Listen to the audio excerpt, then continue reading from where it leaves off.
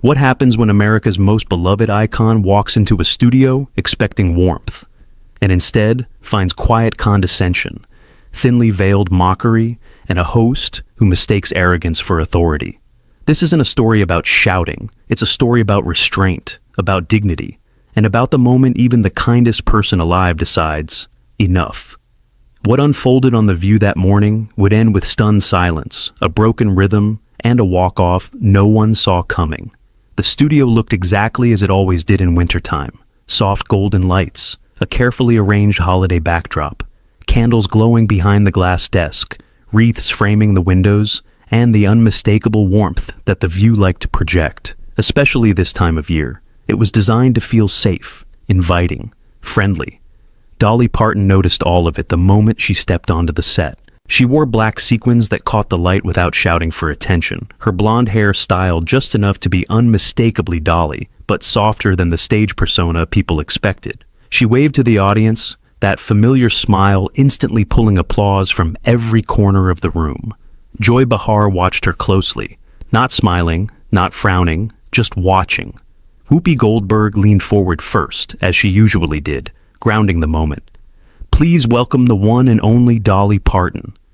The applause swelled again.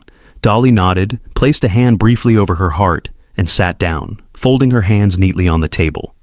2. The View mug sat between her and Joy, ceramic barriers in a conversation that hadn't yet begun. "Thank you for having me," Dolly said warmly. "It's good to be here." Her voice was gentle, familiar, disarming. For the first few minutes, everything followed the script. Whoopi asked about Dolly's latest music project. Another host mentioned her literacy work. There was laughter, polite admiration, safe ground. Dolly answered with ease, thoughtful but concise, never self-promotional, never rehearsed. She spoke about creativity, about giving back, about how she never expected any of this when she grew up in the Tennessee mountains. Then Joy leaned in, not aggressively, not loudly, but with that unmistakable shift. The subtle tightening of posture, the slight tilt of the head that signaled she was no longer listening, only preparing to speak. "So, Dolly," Joy said, her tone casual but edged. "You've been doing this a long time." Dolly smiled. "I have, yes."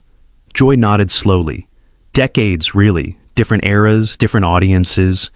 And yet, somehow, you've never really changed your image." A pause. Not long enough to interrupt, but long enough to feel intentional. Dolly blinked once, still smiling. "Well," she said lightly, "I've always believed if you know who you are, you don't need to chase every trend." The audience murmured approvingly. Joy didn't smile back. "But don't you think," she continued, "that there's something performative about that consistency? I mean, big hair, sparkles, the exaggerated femininity. Some people might say it's a little outdated." The temperature in the studio shifted. Whoopi glanced sideways. One of the co-hosts adjusted her papers. Dolly didn't move. She didn't stiffen, didn't raise her voice, didn't even let the smile leave her face. Instead, she tilted her head slightly. "Well, Joy," she said gently, "I've always thought femininity wasn't something to be ashamed of. It's just one way of being strong." Joy's lips pressed together. "Sure," she said. "But don't you worry that younger women see that and think success means looking a certain way? That being taken seriously requires all the glitter?" The words hung there. Not an outright attack, but not a compliment either. Dolly's fingers rested calmly against each other. Her nails, perfectly manicured, tapped once, softly against the glass. "I think young women are smart enough to decide for themselves," she replied. "And I trust them more than I trust labels." A ripple of applause moved through the audience. Joy leaned back, crossed her arms. "I'm just saying," she added, "you've built a brand, and brands can sometimes distract from substance." That was the moment, not when the words landed, but when Dolly realized how they were meant to land. This wasn't curiosity, it wasn't dialogue, it was a slow erosion. Dolly looked directly at Joy for the first time, not with anger, with clarity. "Well," she said softly, "I reckon substance speaks for itself." Her tone was still kind, still controlled, but something had shifted, and Joy noticed it. She smiled faintly as if satisfied she'd finally found traction. "Of course," Joy replied. I just think it's worth examining. Dolly nodded once. Then examine away, she said. I've lived my life in the open. The audience applauded again, this time louder. Joy didn't join in. She only adjusted her mug, eyes fixed on Dolly, as if already planning what to say next. And Dolly, still smiling, still composed, had no idea yet that this was only the beginning. The show tried to move forward like nothing had happened. A producer's voice, unheard but felt, seemed to push the panel into a safer lane. One of the co-hosts brought up Dolly's imagination library, smiling with genuine admiration. Over 100 million books, she said, almost in awe. That's not charity, that's history. Dolly's eyes softened immediately. This was her comfort zone, not applause, impact. Well, honey, Dolly replied, books saved me before fame ever did. A child with a book is a child with a door. The audience clapped warmly. A few people even stood, then sat again as the segment continued. Whoopi nodded, pleased. That's what we love about you. You've always been about lifting people up. Joy's mouth twitched at that. Just slightly, like someone hearing praise they didn't think was fully earned. Dolly didn't see it.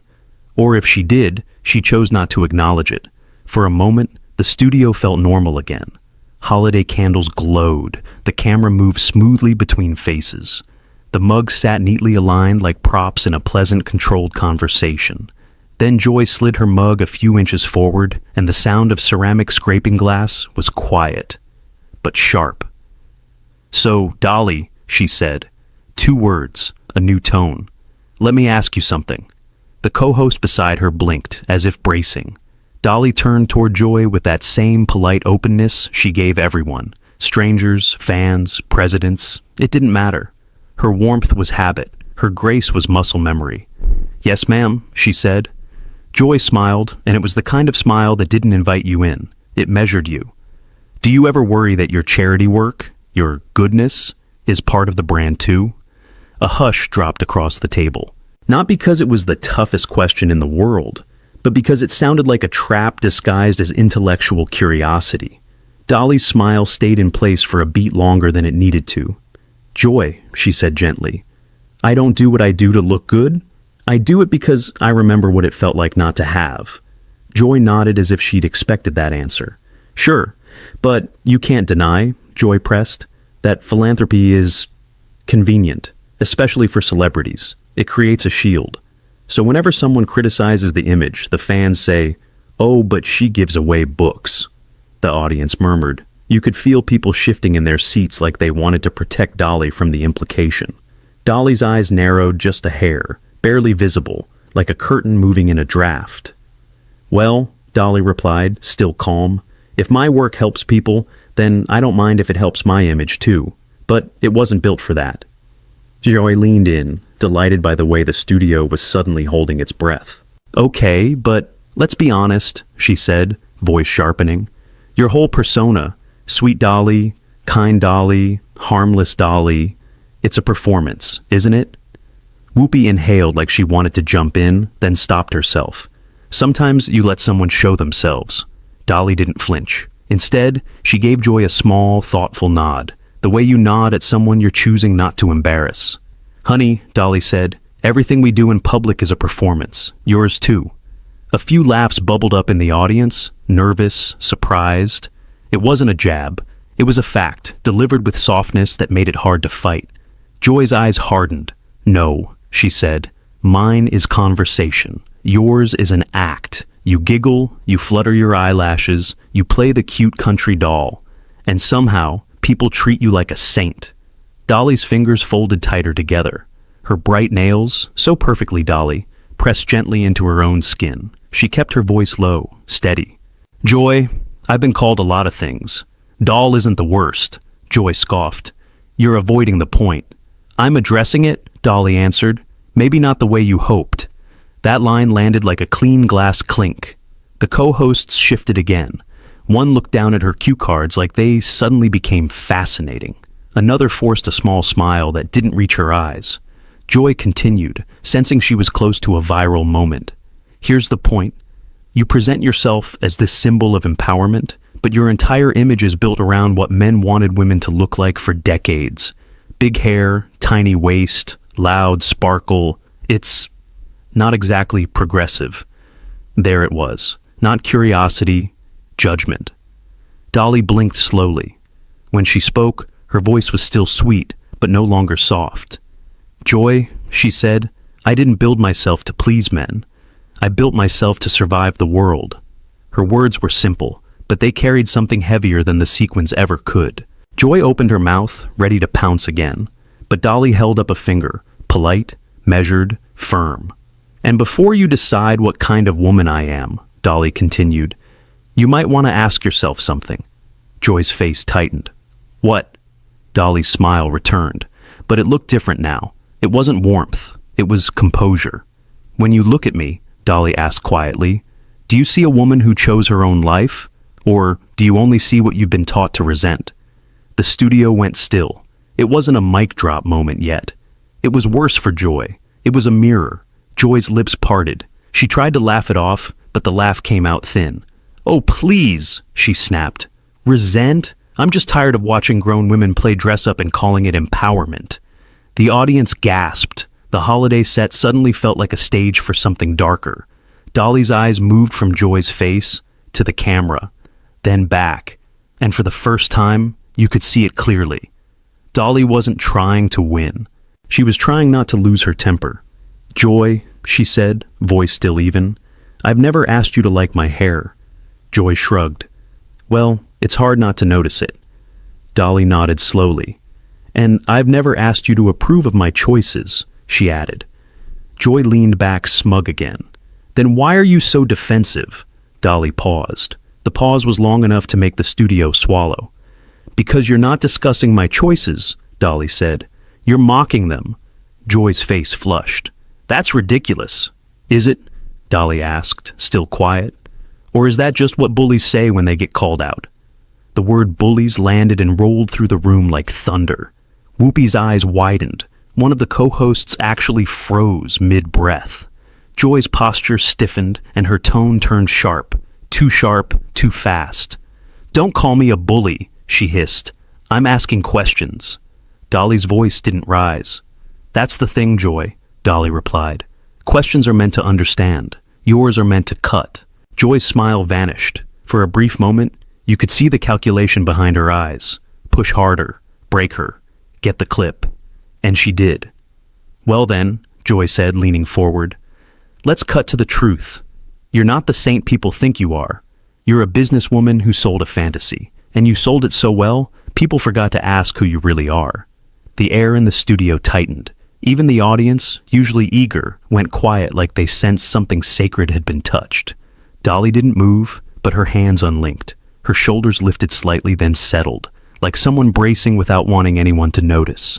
Her smile faded to something neutral, controlled.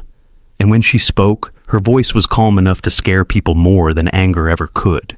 "Joy," she said softly, "you keep talking like you know me." Joy's eyes narrowed. "I know what you show." Dolly nodded once. "And you keep poking," she continued, "like you're hoping I'll finally snap, so you can feel justified." Joy scoffed. "That's absurd." Dolly leaned in, not aggressively, not theatrically, just enough to close the distance. "No, honey," she said. "That's exactly what this is." The studio held its breath, because Dolly Parton, America's sweetheart, had stopped being sweet. And Joy Behar had just realized she might have pushed the one person in the room who didn't need to raise her voice to destroy a narrative. Joy opened her mouth to fire back, but Dolly spoke first. "One more question from you like that," Dolly said, still quiet, "and we're going to have a very different kind of conversation." Joy blinked. For the first time all day, she didn't have a line ready, but she wasn't the type to retreat. She only smiled, thin, sharp, dangerous. "Good," Joy said, "because I'm not done." And the way she said it made the producers behind the cameras reach for their headsets, because everyone knew now. This wasn't an interview anymore. It was a collision. The producers should have cut to commercial. Everyone in the room felt it, that invisible pressure when a conversation has gone too far, but no one wants to be the one to pull the cord. The holiday candles still flickered behind the desk, absurdly calm, as if unaware that the atmosphere had turned sharp enough to draw blood. Joy Behar adjusted in her seat, clearly energized now. This was her terrain, conflict framed as conversation. Dolly sat back slightly, hands resting together again. But the softness was gone. What remained was composure sharpened into something deliberate. Joy cleared her throat. "You know," she said, feigning reflection, "people love to protect you, Dolly. That's fascinating to me. You say one sweet thing, and the audience applauds like you've solved world peace." A few uncomfortable laughs scattered through the studio. Dolly didn't react.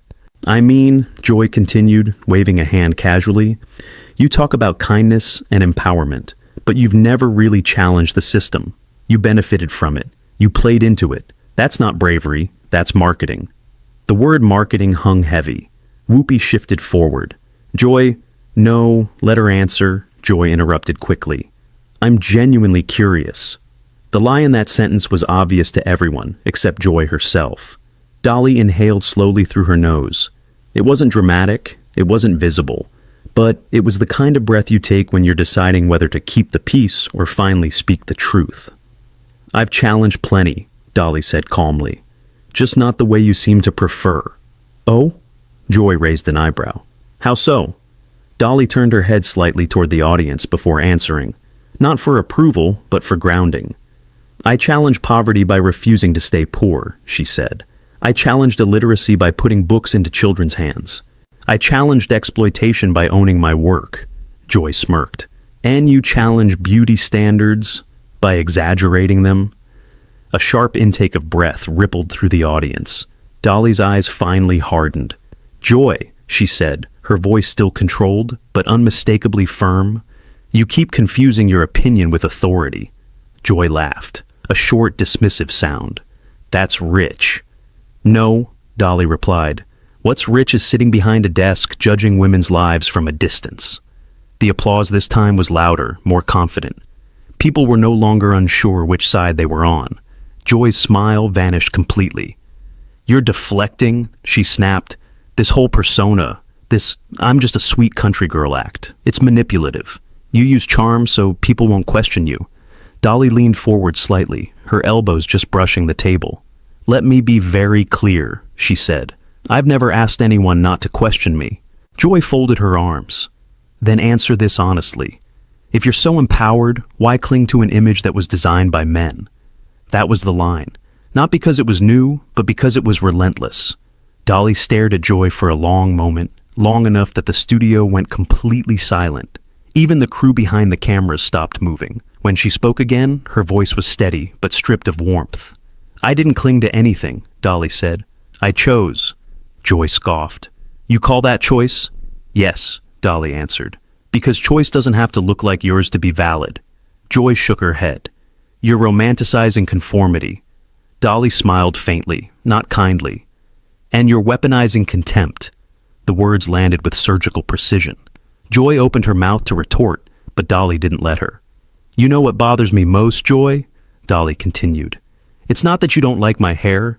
It's not that you don't respect my work." Joy rolled her eyes. "It's that you keep talking like there's only one correct way to be a woman, and surprise, it just happens to look like you." The studio erupted. Applause broke out before anyone could stop it. A few people even stood. Whoopi exhaled sharply, half impressed, half alarmed. Joy's face flushed crimson. "That's absurd," she snapped. "You're projecting." "No," Dolly said quietly. "I'm observing." Joy leaned forward now, voice raised, irritation bleeding through her words. "I'm tired of women like you getting a free pass because you smile and donate money.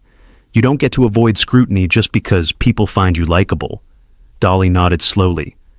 "And you don't get to disguise hostility as scrutiny just because you enjoy tearing people down." Joy's jaw tightened. "That's insulting." Dolly met her gaze without blinking. "So is being called a cartoon. So is being reduced to my appearance. So is having my life's work dismissed as a costume." The room was electric now. This wasn't daytime TV anymore. This was a reckoning. Joy raised her voice further. "You want honesty? Fine. I think your whole image infantilizes women. I think it tells them they need to be cute to be accepted. And I think it's irresponsible." The silence afterward was brutal. Dolly's expression didn't change, but something behind her eyes did. She straightened her jacket slowly. deliberately. "You don't get to tell women what empowers them," Dolly said, each word measured. "Not you, not me, no one." Joy laughed bitterly. "Spare me the lecture." Dolly's voice dropped lower. "This isn't a lecture," she said. "This is a boundary." Joy blinked. "For the last 20 minutes, Dolly continued, "you've talked at me, not with me. You've mocked my appearance, questioned my motives, and dismissed my choices." Joy opened her mouth, but Dolly raised a hand, not to silence her, but to stop the spiral. "I stayed," Dolly said, "because I believed you'd eventually ask something worth answering." The words stung more than any insult. Joy's composure cracked. "You're being dramatic?" Dolly nodded once. "That's what people say when they don't like being confronted." Joy stood abruptly, chair scraping loudly against the floor. "I don't have to sit here and be accused of bullying," she snapped. "This is my show." Dolly looked at her calmly. "That," Dolly replied, "is exactly the problem." Joy froze. "This isn't your show," Dolly continued. "It's a platform, and platforms come with responsibility." Joy's voice rose to a near shout. "You don't get to lecture me about responsibility." Dolly leaned back as finally exhaling. "You're right," she said. "I don't." She paused. "But I do get to decide how I'm treated." The room went deathly quiet. Joy stared at her, stunned. Not because Dolly was angry, but because she wasn't. "I came here in good faith," Dolly said, standing now, slowly, calmly. "I answered your questions. I accepted your tone. I even gave you the benefit of the doubt." She picked up her mug, placed it gently back on the table. "But I won't stay where respect isn't mutual," Joy scoffed. "So now you're walking out?" Dolly met her eyes. "I haven't decided yet," she said, "but you're making the decision very easy." The producers were now visibly panicking behind the cameras. Headsets pressed tighter. Fingers hovered over buttons. Joy crossed her arms, defiant. "If you leave, that's on you." Dolly smiled, sadly this time. "No, honey," she replied. "That's on you." The audience erupted again, louder than before. Dolly turned slightly toward Whoopi. "Thank you for inviting me," she said sincerely. "I'm sorry it turned into this." Whoopi nodded, clearly torn. "So am I." Joy's voice cut in sharply. "We're not done."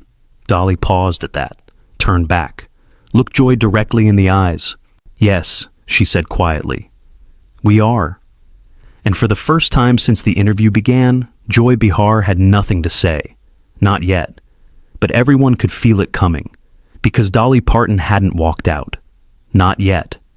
And when she finally did, it would not be quiet. Joy Behar broke the silence first. "You know what?" she said sharply. "If you can't handle tough conversation, maybe you shouldn't come on a live show." The words were loud, defensive, rushed. They didn't land the way she wanted. Dolly stood still for a moment, her back straight, her expression calm, but no longer forgiving. The audience watched in complete silence. Even the holiday lights behind them felt dimmer now. "Joy," Dolly said softly, turning back one last time. "Tough conversation isn't the same thing as disrespect." Joy rolled her eyes. "Oh, please. You're just upset because someone finally challenged you." Dolly smiled faintly. "No," she replied. "I'm upset because you confuse cruelty with courage." That did it. Joy scoffed, throwing her hands up. "Fine. Walk out. Prove my point." Dolly looked around the table, at Whoopi, at the other co-hosts, at the audience that had been holding its breath for the better part of an hour. Then she nodded. "I think I will." Gasps rippled through the studio. Dolly reached for her microphone, unclipped it carefully, and placed it on the table. Not angrily, not dramatically. Gently, like she was setting down something that no longer belonged to her. "I came here to talk about music, books, and hope," she said, her voice steady. "Not to be talked down to, not to be mocked, and not to be turned into a spectacle." She looked directly at Joy. "I wish you well," Dolly added, "but I won't stay where kindness is treated like weakness." Joy opened her mouth, too late. Dolly turned and walked off the set. The audience stood. Applause broke out. Loud, sustained, unmistakable. Not the polite kind, the kind that fills a room and makes it impossible to pretend nothing happened. Joy sat frozen. Whoopi cleared her throat slowly. "Well," she said carefully, "we'll be right back." But there was no going back.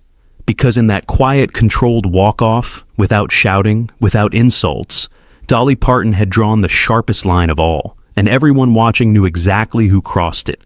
Sometimes the loudest statement isn't made with words. It's made by knowing when to walk away. Dolly Parton didn't shout. She didn't insult back. She simply refused to stay where respect no longer existed. If you believe dignity is strength, if you believe kindness doesn't mean weakness, and if you think moments like this deserve to be remembered, tap like to show your support. Subscribe to Pressure Point for more stories where power shifts on live television. And tell us in the comments, did Dolly do the right thing by walking away, or should she have stayed and fought back?